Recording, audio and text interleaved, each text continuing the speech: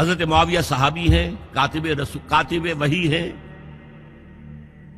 حضور کے برادر نسبتی ہیں، صالح ہیں، ام حبیبہ بہن ہے ان کی جو حضور کی زوجہ محترمہ ہے، ان کا مقام بہت بلند ہے، لیکن ہم انہیں خلفائے راشدین میں شامل نہیں کرتے، اس لیے کہ ان کا جو خلافت کو اختیار کرنا یا حکومت اختیار کرنا یہ قبائلی عصبیت کی بنیاد پر تھا، باہمی مشورے کی بنیاد پر نہیں تھا۔ لیکن 20 سال تک ان کا دور حکومت ہے اور کوئی خون ریزی نہیں، کوئی غارت گری نہیں، کوئی اختلاف نہیں، کوئی بغاوت نہیں، کوئی جھگڑا نہیں۔ مدبر اس درجے کے تھے۔ اب آئیے آخری سٹیج آئی، حضرت معاویہ کو مشورہ دیا گیا، مغیرہ ابن شعبہ ایک بزرگ صحابی تھے، کہ دیکھیے جناب امیر، مسلمانوں میں اختلاف ہوا، 4.5 سال 5 سال خانہ جنگی رہی، اب اگر پھر معاملہ آپ کے انتقال کے بعد ایسے ہی چھوٹ گیا تو اختلافات ہوں گے، جھگڑے ہوں گے، مختلف دعوے دار سامنے آئیں گے، جنگیں ہوں گی، پھر دوبارہ جو ہے فساد ہو جائے۔ آپ کسی کو نامزد کر دیجیے، اور پھر مشورہ دیا اپنے بیٹے یزید کو نامزد کر دیجیے۔ حضرت معاویہ ریلیکٹنٹ رہے، لیکن اس کے بعد انہوں نے مان لیا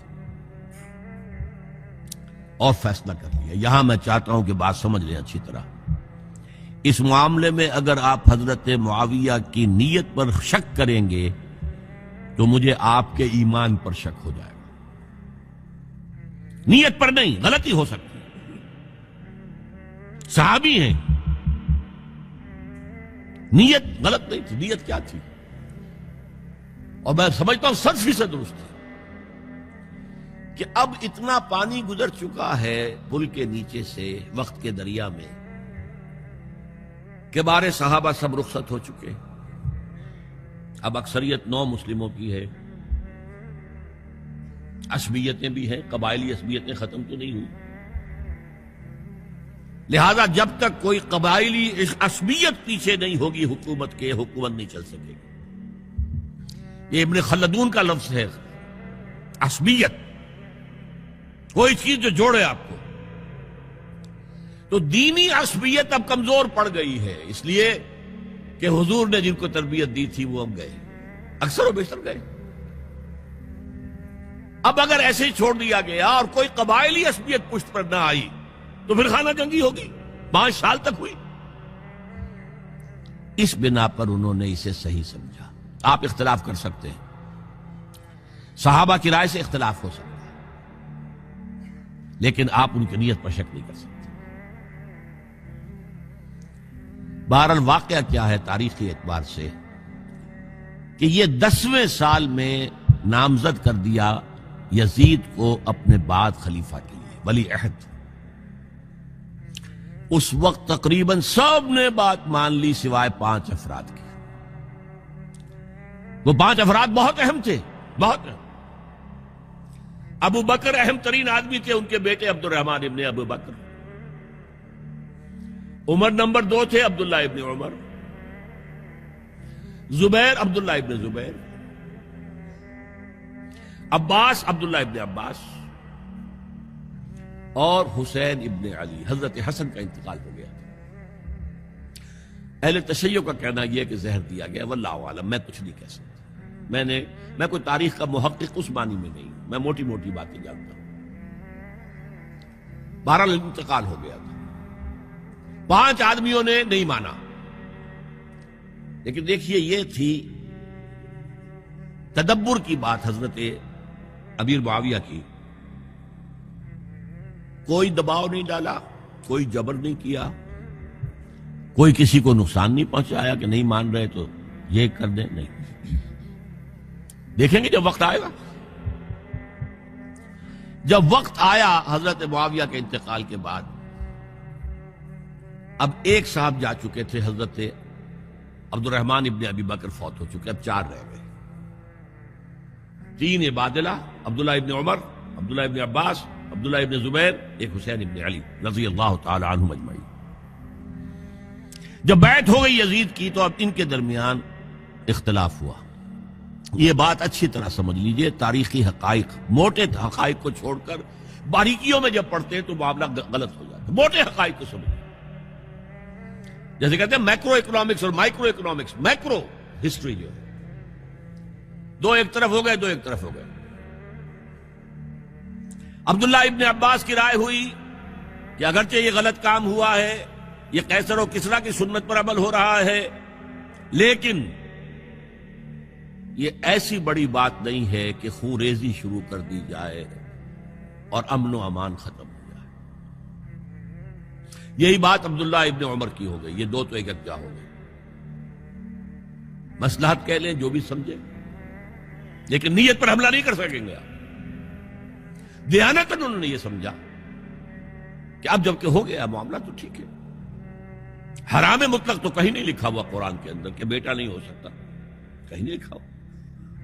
بہرحال ان دو کی رائے یہ ہوئی کہ اگرچہ کام غلط ہے لیکن اتنا غلط نہیں ہے کہ اس کو چیلنج کیا جائے اور اس سے جو ہے خانہ جنگی شروع ہو جائے اور فساد شروع ہو جائے۔ دو کی رائے یہ ہوئی کہ نہیں، we have to challenge it come what میں۔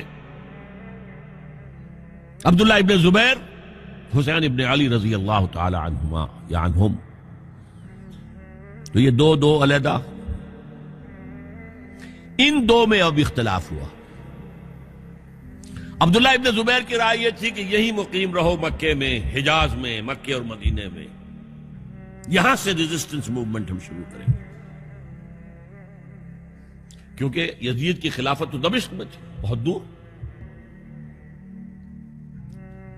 حضرت حسین کو خطوط آ رہے تھے کوفے سے، کوفہ حضرت علی کا صدر مقام رہا تھا، اور جن سبائیوں نے فتنہ پیدا کیا تھا حضرت عثمان کے خلاف وہ بھی وہیں آباد تھے۔ انہوں نے خطوط کا تاغا باندھ دیا، آپ آئیے ہم آپ سے بیعت کریں گے اور کھڑے ہوں گے اور مقابلہ کریں گے اور اس یزید کی حکومت ختم کریں گے۔ ڈاک کے تھیلے بھرے ہوئے۔ حضرت حسین نے فیصلہ کیا کوفے جانے کا، بہت روکا۔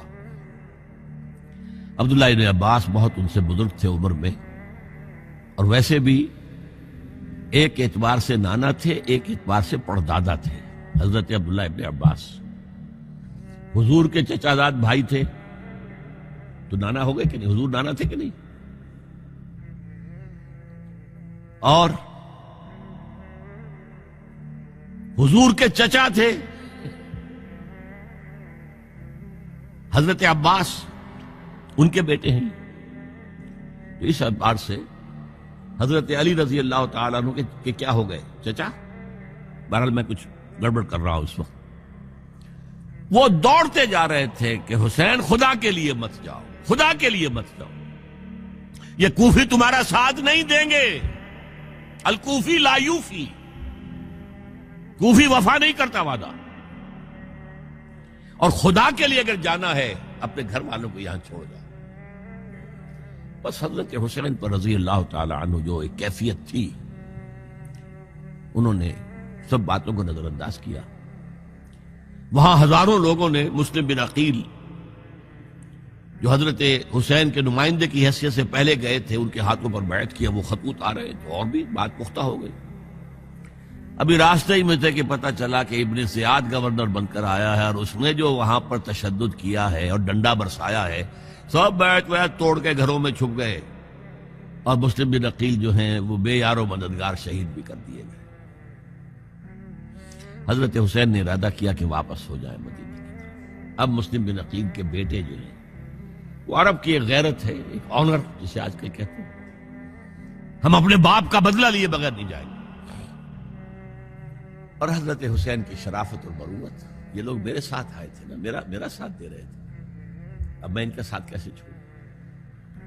بہرحال وہ حادثہ فاجعہ ہو کر رہا، اور اس میں سب سے بڑا سبب جو بنا ہے وہ میں چاہتا ہوں جس کی طرف کسی کی نگاہ نہیں گئی۔